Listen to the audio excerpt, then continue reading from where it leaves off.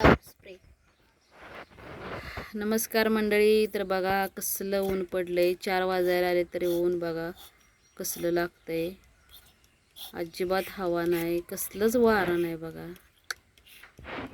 आम्ही बघा सकाळी 12 वाजल्यापासून बाहेर बसतोय 5 वाजेपर्यंत. तर घरात गरम लय होतंय बघा. आत्ता हवा सुटल्या बघा, तुम्हाला दाखवते बघा. झाडं पानं कशी हलते झाडांची बघा. नारळाचं झाड, नारळ आले ती. हे बघा घरामध्ये पिलो आमची काय करतात. पिलो तो पाणी भरते. ते बघा चिमणी आणले तिनं येराडच्या यात्रेतनं. वाजव की बघू, दाखव वाजवून कसं वाजतंय.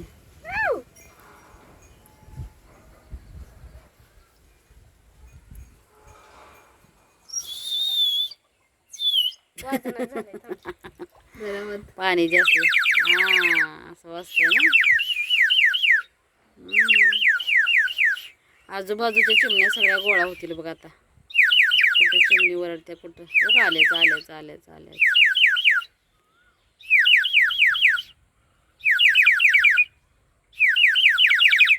काय काय खेळणे निघतील आणि काय नाही.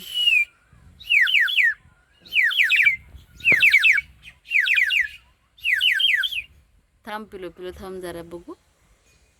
आवाज आला इकडून झाडावर. वाजव वाजव वाजव वाजव बरं.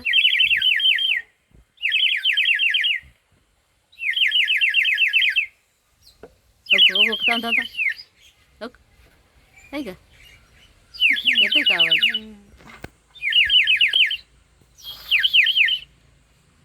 उंबराच्या झाडावर बसले ते बघा चिमण्या. त्यांना खरोखर असं वाटतं की चिमणीच कुठं वरडत्या, त्या पण वरडते त्या.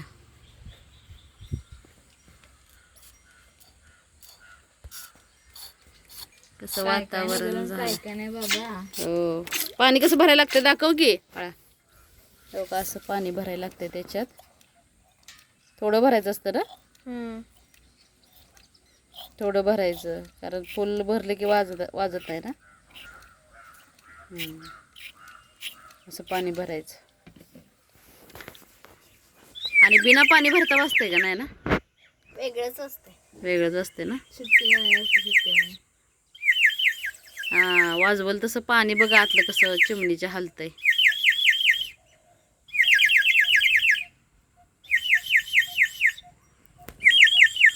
बघा वातावरण कसं झालं या.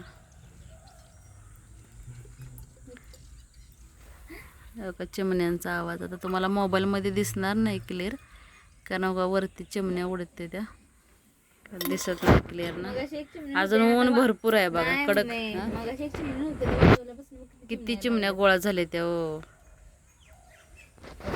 चिमण्या वरडते त्या. उंबराच्या झाडावर आहे. उंबराचं झाड आहे बघा.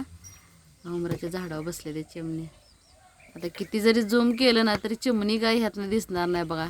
आणि चैत्रपालवी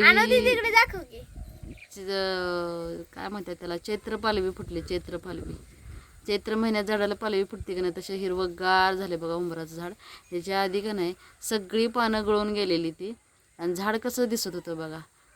काय ते म्हणतात ना, चैत्र महिन्यात चैत्रपालवी फुटते सगळी झाडं, असं नाही की उंबराचं.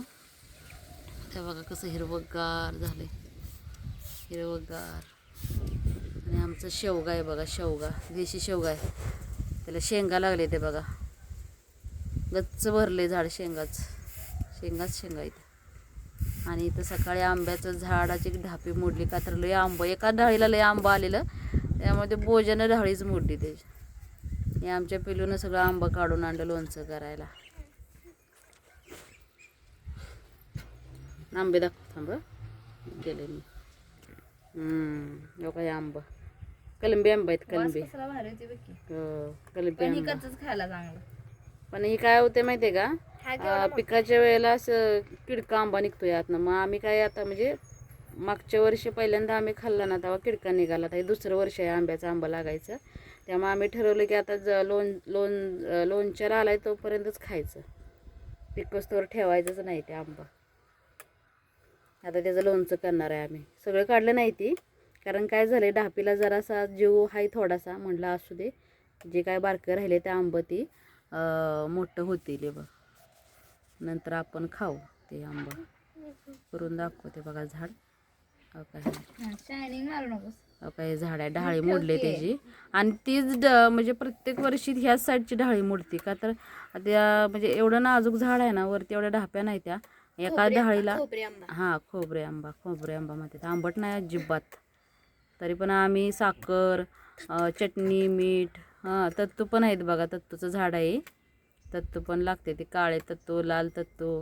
पण खायला काळेच चांगले भरपूर लागलेत. पण जरा झाड मोठं झाल्यामुळं का नाही काय हाताला येत नाही ती. वरते ते पिकले वरते आणि हिरवे खाली राहिले ते. कारण खालची आमच्या पिलूनं काढून खाल्ले त्यामुळं खाली हिरवे राहिले ते. चिचुंदरीनं खाल्ले ते.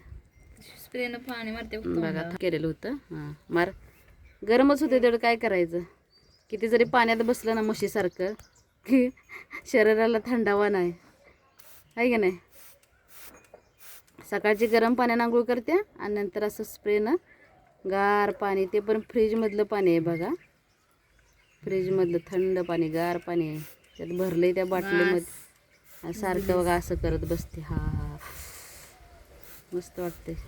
वाऱ्यानं माझ्याकडे येते बरं का पाणी. भारी वाटतंय ना. अजून बघा ऊन कसं आहे बघा. 4-4:30 वाजायला तरी ऊन आहे अजून. कसलं भयान ऊन आहे बघा. कडक एकदम बेकार उन्हाळा पडलाय बघा. बेकार यावेळेस. अजून मे महिना आहे. आता एप्रिल चालू झालाय. आता सुरुवात आहे.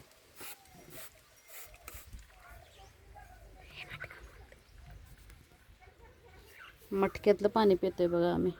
असं भरून ठेवते. रोज घासायचं, रोज भरून ठेवायचं. नाही घासला की पाणी काय गार राहत नाही. उबाळ आणि घासलं एकदम बर्फागत पाणी हो का.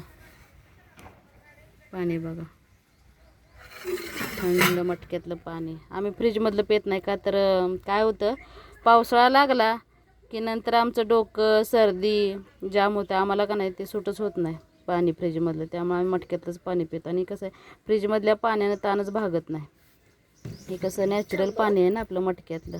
कोयना नदीचं पाणी आहे बघा. कोयना नदीचं. आम्ही कुठल्या पण गावाला जाऊ द्या आम्हाला तिथल्या पाण्यानं ताणच भागत नाही. ह्या पाण्याची सवयच लागून गेली आहे आम्हाला. इथं आल्याशिवाय आम्ही म्हणजे गावावरून आलो कुठल्या पण गावाला गेलो 2-3 दिवस सुट्टीला तर गावावरनं किंवा बाहेर गेलो 1 दिवस जरी बिसलरीतलं पाणी पिलं तर ताणच भागत नाही. घरी आलो की एवढं मनसोक्त बसून पाणी पितो ना. ह्या पाण्याशिवाय आमची ताणच भागत नाही बघा. हे असं काय आमच्याकडं वातावरण झालं आहे बघा. असं एकदम बेकार ऊन बघा. आत घरात जाऊच वाटत नाही. कधी जाऊ वाटतं की तुम्हाला सांगते 6:30 पावणे 7च्या दरम्यान जरा अंधार पडायला लागला की मग आज जरा बरं वाटते घरात. तर ह्या टायमिंगला नको वाटते. चहा तर आम्ही संध्याकाळचा कधीतरी करतो. असं इच्छा झाली तरच करतो. नाहीतर मग गरमीमुळं नाही करत. सकाळचा एक टाईमच आम्ही चहा पितो.